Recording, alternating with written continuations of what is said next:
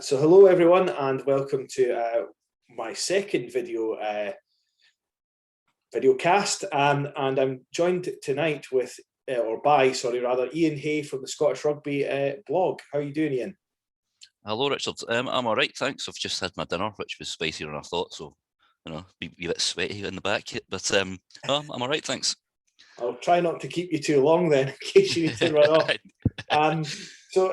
Iain, I've been sort of following your tweets for a while now, yours and Cammie's, particularly, and obviously the Scottish Rugby Blog. How did you all get together and start the Scottish Rugby Blog? It was actually Rory Baldwin and Alan Kerr's baby. It started in 2011. I'm not actually sure when Cammie joined, but then I got involved just over 4 years ago. It was John Anderson. I was in the Scottish Rugby Forum, which is a group on Facebook that he started, and I think I was sort of between jobs at the time and bored. So I thought I'd fill my time by writing a couple of pieces, and I had a Glasgow season ticket by that point for about 5 years, I think. And so I just first thing I did was I wrote a piece about Scotland's back row options, and then after that, moved into doing the match reports, and then shortly after I joined is when Cammie started doing the podcast, I went on one quite early. Didn't think I was much good at it, and then sort of put it on the back burner. But we've found our niche now, I think, as being slightly stupid. So yeah, that's how that all got rolling on. Yeah, and it's I think Scottish rugby Twitter has grown quite a bit in the last few years. I mean, to the point where I'm actually wearing my Graham Love team spotting T-shirt for tonight. Is it tough to remain positive being a Scottish rugby fan and doing all the media stuff? I mean, considering how bad we were maybe about 15, 20 years ago, it's not, it could have been worse. No, I mean, a lot of the time there isn't much positivity, but there's been an upturn in results of late, which, that always helps matters. It'd just be nice if we had maybe some better news coming out of the boardroom from time to time. A lot of the time there's shenanigans going on there. But no, I don't. Is it tough to be positive? I'm a bit grumpy, so maybe I'm not the best person to ask about that. Yeah, and obviously there's yourself and there's some other podcasts kicking around, but you all seem to get on. Normally podcasts don't interact with each other. Is that something it's just happened kind of organically, where sometimes we see you and Thistle sharing each other's tweets and things like that? Yeah, we actually had Cammie had one of the guys from the Thistle on a couple of years ago. It was like a Christmas peacetime truce. No, there's been disagreements. Actually, there's one podcast, the Egg Chasers podcast. Well, I forgot about them actually when I was framing that. They've crossed swords with Cammie quite a lot, but me and the Thistle boys seem to get on okay. I think we have a common, interest and a common goal, and that we want to see Scottish rugby prosper.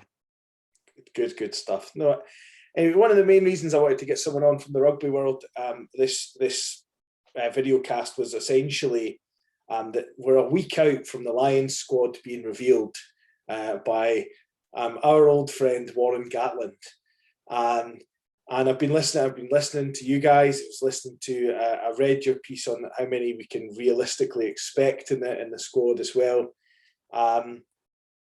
So I think you guys, we slightly disagree. I'm not a massive fan of Ali Price, but yeah, that was all Cammie's doing. I'm not sure if Price would go myself. He has his moments, and I thought he played very well against France. I agree. But is he? I don't think there's like a huge. The scrum half is one of the sort of problem positions. Whereas the back row and it's standoff. There's plenty of options there. But the scrum halves were sort of a wee bit slim pickings. You know, I'm seeing a lot of people saying that Danny Kerr should be involved. Well, there's a couple of candidates just from Wales, and also Conor Murray is still kicking about and found a wee bit of form. You know, he maybe thought he was falling off the cliff, but he played pretty well during the Six Nations when he did play. You know, so Price is. I think he's got a chance, but I wouldn't say. I think of the Scottish players who I think should go, or they've got more of a claim, I would say. The likes of Watson, Hogg's a definite.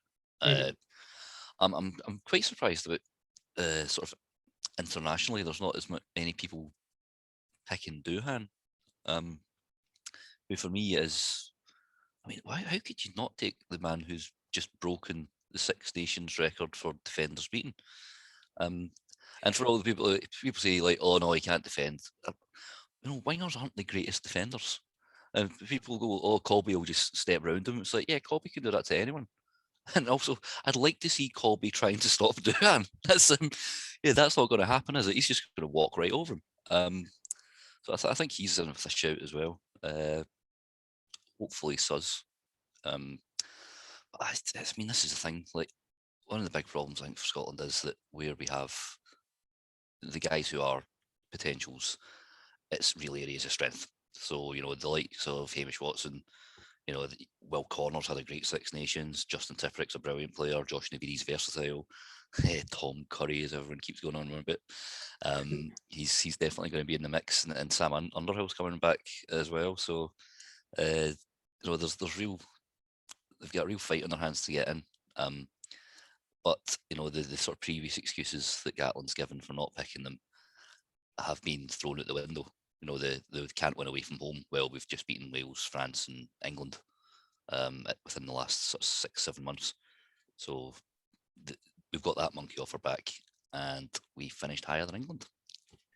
Yeah, we did. To say there was a lot of twitchy bums in this house in the last few minutes when they tried that drop goal, but yeah. England away from home was something special. And I mean, I think you're right. I think Gatland's going to have a hard time convincing everyone that he's not picking Scottish players because we can't win away from home and things. And I mean, with someone like Hamish Watson, with the Six Nations he had, I'm kind of tired of the sort of rhetoric that he's too small when he's like 2 kilos less than other people that are they're saying it's so much bigger than him and he plays bigger than his size. Yeah, the 4 that I had when I sort of boiled it down to 36 that I thought Gatland would pick, one of them was Watson, I think, just because I think you can't ignore how well he played. I had Finn because I think if he's going to take bigger in Sexton or bigger in Farrell or Sexton and Farrell, a combination of the two, then you kind of want that game breaker as the third option.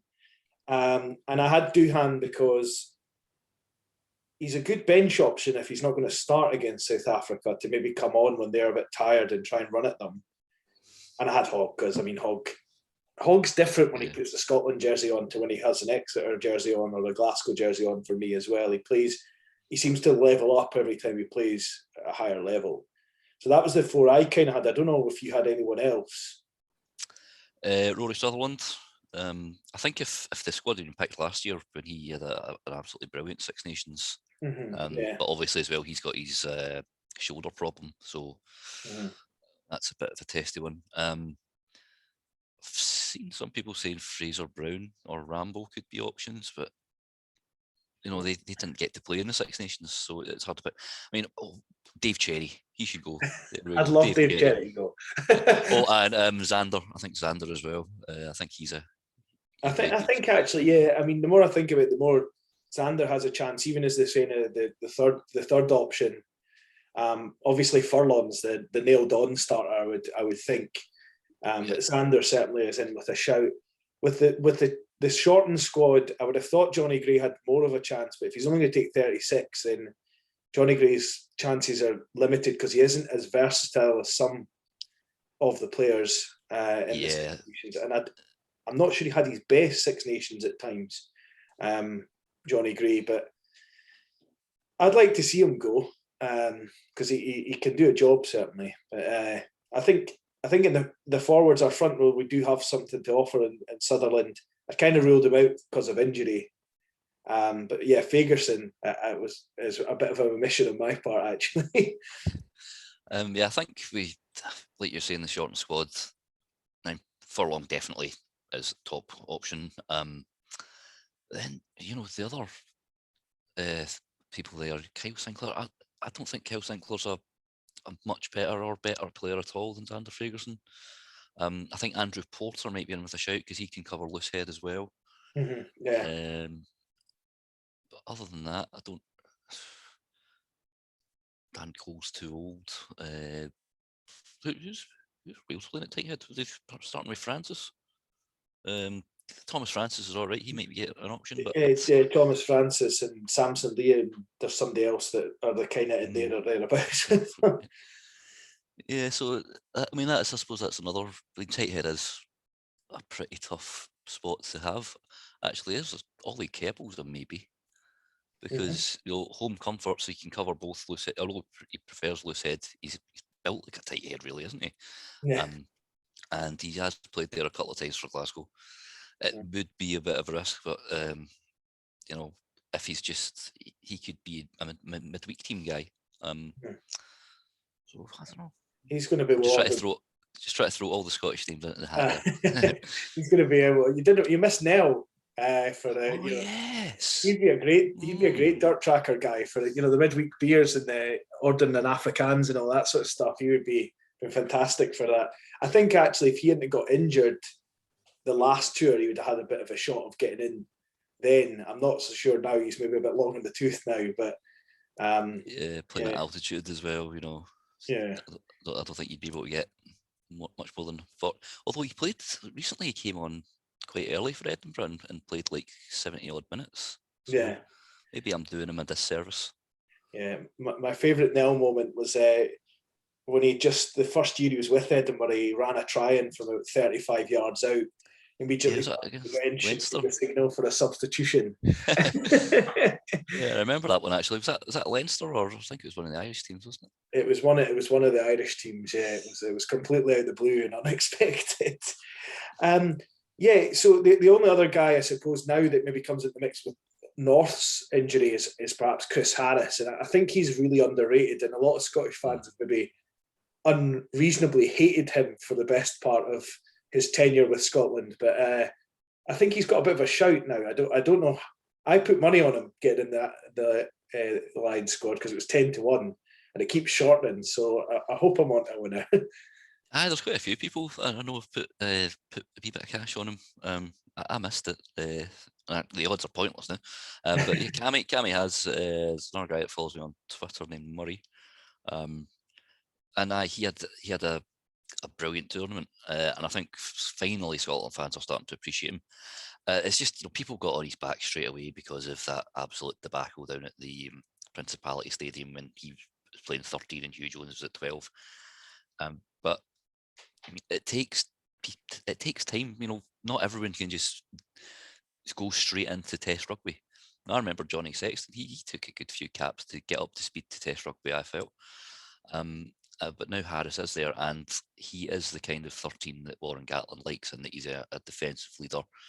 He is quite reminiscent of JD2, and he hits like a train. So that's all good things you want. And I think as well, like he's a very powerful guy, and he's starting to. I think he is starting to show a bit more of his attacking game for Scotland. And what people seem to forget is he's probably been asked not to push the boat out too far, and because there's probably more talented backs alongside him. But yeah, he's finally seems to have won over some of the critics. I think for the last 2 years, I think he's been really good. It was the warm-up game against France at Murrayfield on that lovely summer's day, when he scored what sort of proved to be the match-winning try. Ever since that game, I think that's when he got himself up to Test match level and has stayed there ever since. Yeah, definitely. So one of the questions been toying in my head are obviously in the last two tours combined, we've had essentially 6 people, if you include Laidlaw, although he was a replacement for Youngs, actually called into the tour squad at the start. We'll ignore the geography 6, and we'll ignore the treatment of Ryan Grant when he got called into the squad. But are Scots fans right to be disenfranchised with the Lions, or should we still be getting behind them? It's their right. I'm not going to sit here and judge people. I still quite like the Lions, and I mean, what people seem to forget is that we have been pretty rubbish for a while. And like I said earlier, there are the guys who could be potentials. There are some very, very good players in those positions.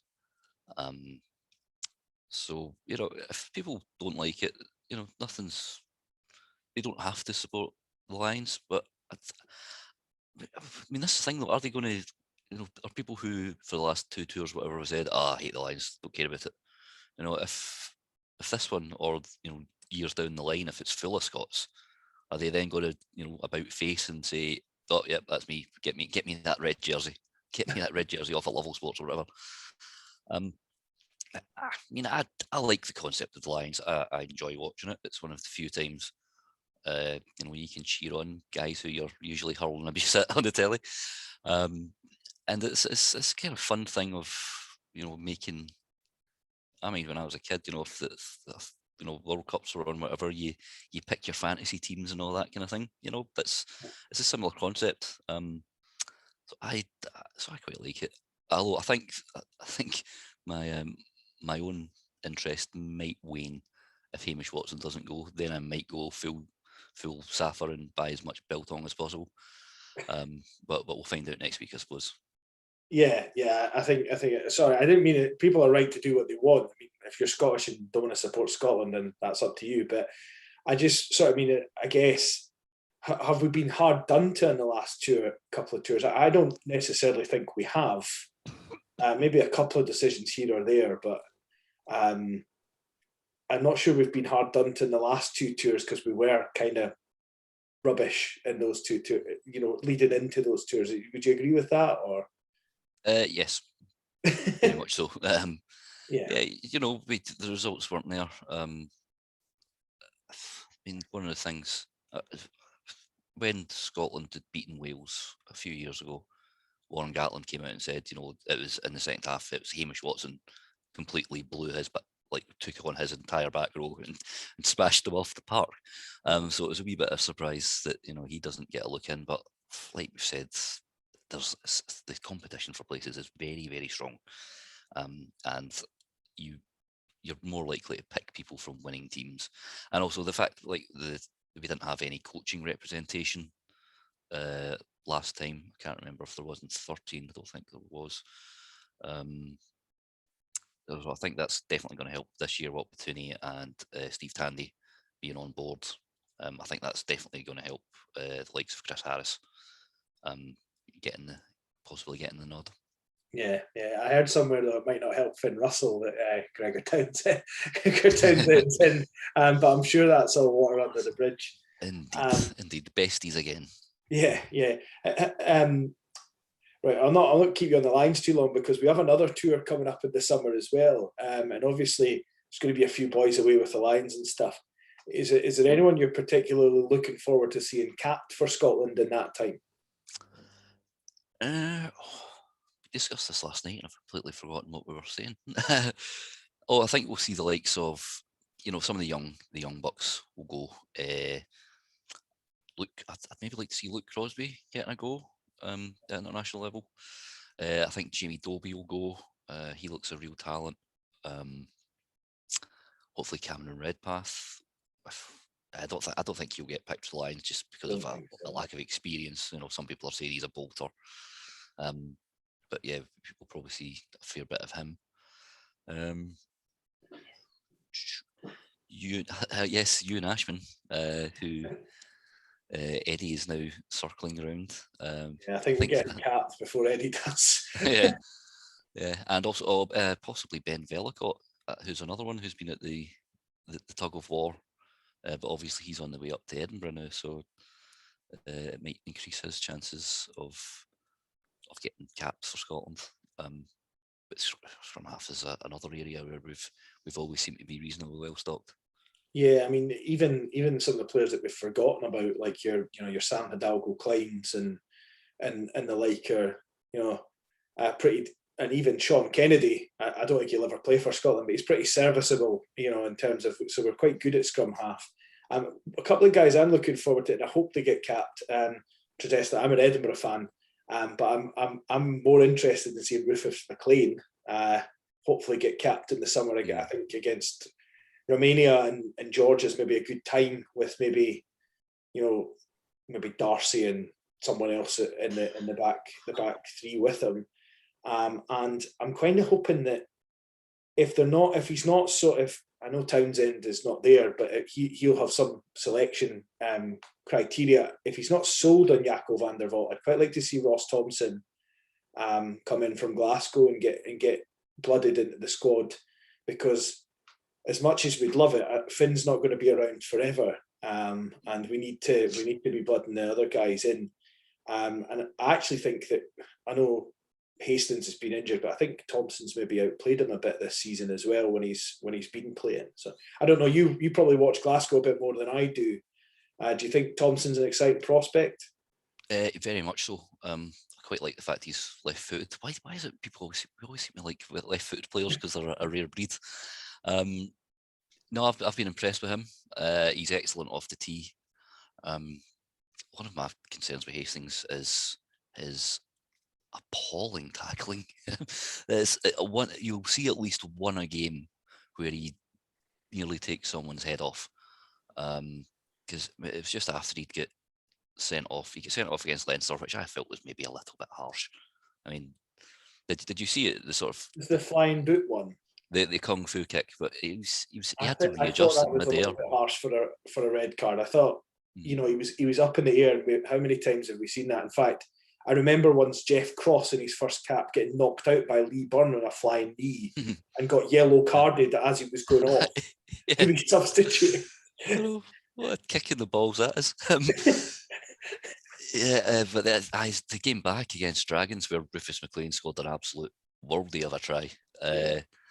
Hastings nearly took Ashton Hewitt's head off, and you're like, man, you try to get yourself sent off again. But no, Thompson's a very good player. Sometimes I think he's maybe maybe there's a wee bit of tension and he's over-egged some kicks, like cross-field kicks and stuff. But he's only 21, I think, 2021. He'll improve. He needs to play big games to improve. And hopefully it won't be as bad as that Benetton game last weekend ever again. I didn't see that, because when Edinburgh aren't playing Glasgow, I obviously back Glasgow in the same manner as I think most Glasgow fans call themselves occasionally Edinburgh instead of always Edinburgh. But I didn't see that one, which is probably just as well from what I've heard. Yeah, I wouldn't bother, man. But I've I sat through and wrote a match report for it, and then I was going to watch it again yesterday, like to do the podcast review, and I think I got up to the start of the second half. I can't watch any more of this. Just waited for the highlights package that came on later on one of the BBC channels. It was a bit of a defensive disaster. It was a full-on defensive disaster. I don't know why I'm saying a bit of it. It was just a shambles. And I did read some of the comments that certainly won't have helped the players in maybe the Glasgow pack that were looking for Lions runouts and things, which I think realistically is only Fagerson. And it'd be a bit harsh if they tried to pin the whole thing on Fagerson, but sometimes when it comes to a tie, I guess that flavours even the best coaches' opinions. So I think, and we talked about Thompson. I think we're actually, for once, we've got quite a few good prospects at 10, because we've got Chamberlain at Edinburgh as well, and Savalia, or I think that's how you pronounce his name, has had one out and it wasn't wasn't terrible. So it's it's pretty. It's not too bad at 10. We've got, and obviously Russell's got at least one World Cup in him left, I would think. Maybe he'll play as long as Johnny Sexton. I don't know, but yeah, I think we're okay at 10. Do you think there's any problems we're doing, any positions where we should be worried for the future? We seem to have an ability to build props these days. How many South African props have we got? Because obviously Pierre Schoeman, he's he won't be able to go on. Can he go on this tour? I think he only gets eligible for November, like for the autumn test. I think he'll be eligible before that, but obviously won't have any tests. So yeah, I think somebody actually said he would technically be eligible for the last Lions game, but he won't be getting picked for that, obviously. no. So yeah, I think we'll wait for November for Big Scooey. But yeah, we do seem to have a bit of an issue making props, which is a bit of a surprise for Scotland not being able to produce short, fat people. That's a wee bit of a worry, and all of our hookers are converted back rowers, with the exception of Dave Cherry. Lock-wise, we've got a couple of wee options there. And we just seem to breed back rowers, quality back rowers, the likes of Crosby, Ali Miller, Rory Darge, are the next kind of guys off the cabs off the rank, shall we say. So yeah, I'd say the front row is, maybe even the entire tight five is my concern. But then I saw the Edinburgh game. Thought Matt Curry looked like a decent prospect at 13. I liked the way he played. But yeah, I'd say the front row is my main concern. Yeah, I think you're right there. I think the other thing that we seem to have really good back rowers that are 6s and 7s, but we could do with that one kind of Zach Mercer type. Unfortunately, would have been eligible for us. Zach Mercer type to carry the ball and harden to contact. I know Hamish Watson does that, but as a 7, you've got a lot more to do than just carry the ball. Fagerson's doing all right, I think, but behind him, we're maybe bringing Cornell Dupree's getting a bit longer in the tooth in to cover, or Gary Graham. There's talk of Skinner trying to change himself into number 8, but I'm not entirely sure that he's got the full skill set to do that. So yeah, I know Rob Baxter years ago had said that's where he kind of saw him long term, but then he's tended to pick him at lock. I think Johnny Gray was injured, and then Johnny Gray got injured, and then Johnny Hill was away with England. Sam Skinner, I think, played 4 or 5 games in a row for Exeter, and all of the time playing at lock. So I think really Skinner, I see him like yourself. I sort of see him as a sort of lock or blindside. But yeah, number 8 has been a bit of a problem position for us for quite a while, ever since David Denton had to sadly retire. Fagerson, I'm a big fan of. He's not massive for a number 8, but he is strong. He will carry all day for you. He's got a great engine, and he gets about the park and puts his tackles in as well. He's got a tremendous work rate, but it's not the sort of traditional, not big ball carrying 8 that everybody knows and loves. But we've got to pick who we got. Yeah. Although Fagerson, I thought, had a really cracking game against France and stood up to their back row that's widely tipped as one of the best very well. So I'm not highly critical of him. I just think that beyond him, we could do with a bit more sort of ball carrying threats in the back row. Yeah, because you've had having to bring back Ryan Wilson. He's been in good form, but it looked like we'd moved past that stage, but then because of injuries, he got pulled back in. Gary Graham is big and abrasive, but he's also against Wales, he was a penalty giving him machine. So that's a problem. There does seem to be a bit of a lack there, but hopefully somebody will come along soon. Right, just to move on to some lighter sort of stuff. Obviously, you've been watching rugby in lockdown. I don't know if you go to all the games. You said you're a Glasgow season ticket holder, but what's been your sort of your go-to setup watching the games? You had any particular snack you've always went to, or any particular brand of beer? No, when I'm watching rugby, like obviously I watch it with the other half sometimes, and she's a vodka drinker, so quite often I drink vodka and Coke out of an SRU branded cup like so. I've got Johnny Gray today. Usually it's Hamish Watson, and I've got 2 Tommy Seymour cups. Snack wise, I'm usually too nervous to eat, to be honest, or because a lot of the time I'm doing the match reports for Scotland, or for everyone now. I don't have time to munch. But one thing, you know what would be a good snack? Some proper Pioneer biltong. You tried any of their stuff yet? I've not tried that. No, is proper Pioneer? Is that the one by Skooma? Yeah, Pierre Skooman runs that one. Yeah, I got a delivery for that. That was part of my Christmas. So I got a mountain of meat, which was pretty good. I recommend their stuff. Okay, I will give that a bash. And I've never tried biltong actually, so I'll give it a go. Been hearing their stuff. Their stuff is it's.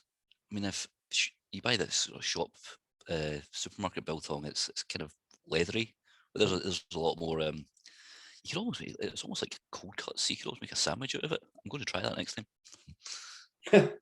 Good stuff. Good stuff. So yeah, just finally, what's obviously you guys do your podcast, and I think you do some live ones. Where can people find out about all your podcasts and your live stuff? The best thing to do is if you just go to the website scottishrugblog.co.uk. You can also join our Patreon group. There's links if you go to scottishrugblog.co.uk. In the menu you can see the podcast. Cammie's always leaving the details there, and if you sign up for Patreon, you get access to, well, I always get these ones mixed up, like the Richie Vernon Lounge or something. They have a Facebook group which is just for Patreons and some very close friends of ours, and that's where you can get some, shall we say, some of the slightly more less nuanced opinions. We can be a bit more. I can swear more. This is the good thing. So if you just go to our website or check us out on Twitter, you can find all the links and stuff there. Okay, cool. And you told me just before we went sort of into recording mode that you get your first taste of proper rugby. It's next week. Is that for? Did you say Bishopton?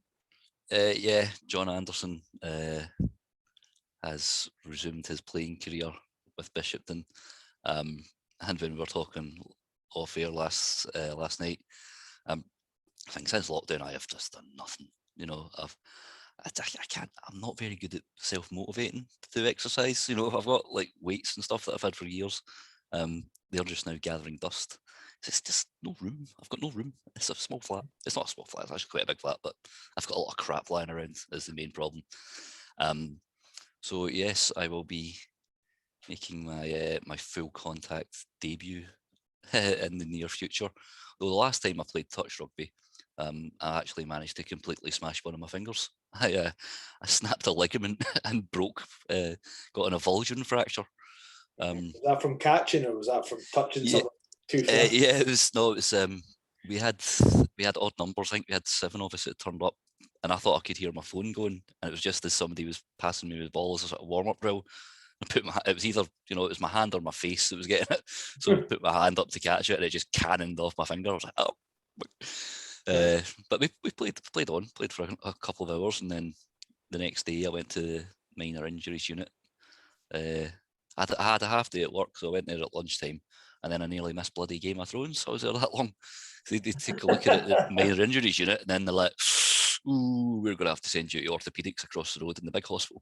So I had to go to the main Victoria Hospital, which has now been knocked down, and they were sort of looking at it going, ooh, yeah, you've completely smashed that to bits.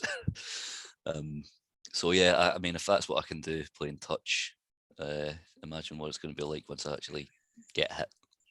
Yeah, you get used to it after a while. Have you got any positions earmarked you want to try and play, or? Well, when I've played touch before, I've always been quite fast, and it's best to keep me out of trouble. So yeah, wing or possibly fullback, because I used to be a keeper, so I can punt it pretty far. But it's probably best to stick me out in the wing so I can I can stay out of the road and then just try and run as fast as I can away from bigger people.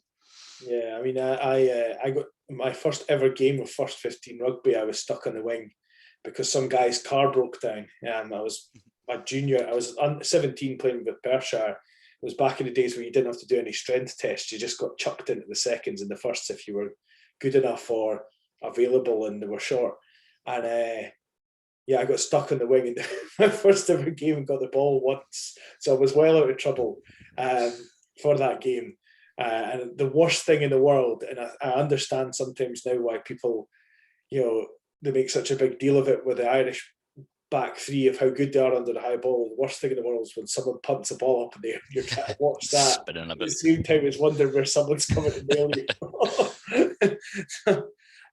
So I can see why Hugo Kieran gets some props from Stephen Jones and the like, but I do think his article was taking the mick slightly. Just on that, I mean, you guys obviously are like me. We've read a lot of Stephen Jones stuff. Should we continue to feed the troll, or should we just ignore everything he says? Well, a lot of the time I can't because he blocked us all on Twitter. Yeah, can I read out an excerpt from his Wikipedia page, which I don't know what your rules are on swearing, but there will be a wee S-bomb here. Okay, fair enough. Somebody had written, it wasn't me, I just read this right, so I don't know why he took the hump for me. Somebody said he is, there's two swear words actually, he is also a notorious prick who should be shot in the face with a bullet made of his own shite.